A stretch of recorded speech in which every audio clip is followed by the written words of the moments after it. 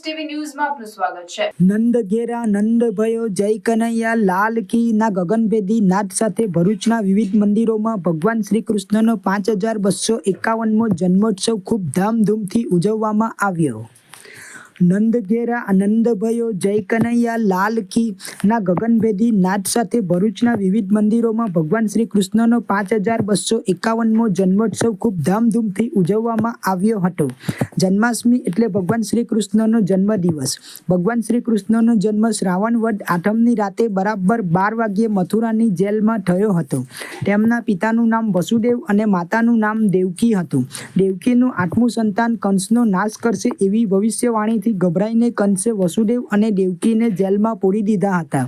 મધરાતે ભગવાન શ્રી કૃષ્ણનો જન્મ થયા પછી વસુદેવ ભગવાન શ્રી કૃષ્ણને કંસના અત્યાચારથી બચાવવા માટે ગોકુળમાં નંદ રાજાને ઘેર મૂકી આવ્યા હતા અને જશોદાની દીકરીને પોતાની સાથે લઈ આવ્યા હતા।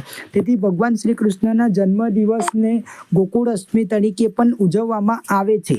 ભરૂચ શહેર અને જિલ્લામાં જન્માષ્ટમીનો તહેવાર ખૂબ ધામધૂમથી ઉજવવામાં આવ્યો હતો। આ દિવસે લોકોએ ઉપવાસ કર્યો હતો। મંદિરોને શણગારવામાં આવ્યા હતા।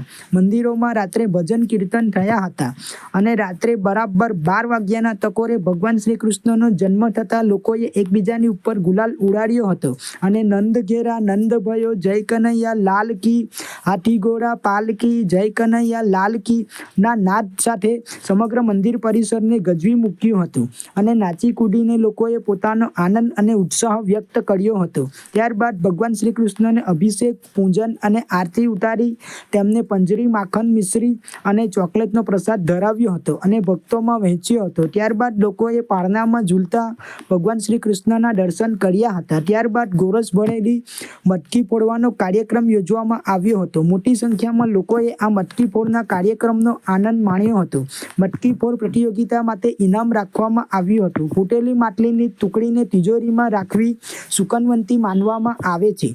ભરૂચના વિવિધ મંદિરોમાં ભગવાન શ્રી કૃષ્ણના 5251મા જન્મોત્સવની ખૂબ ધામધૂમથી ઉજવણી કરવામાં આવી હતી।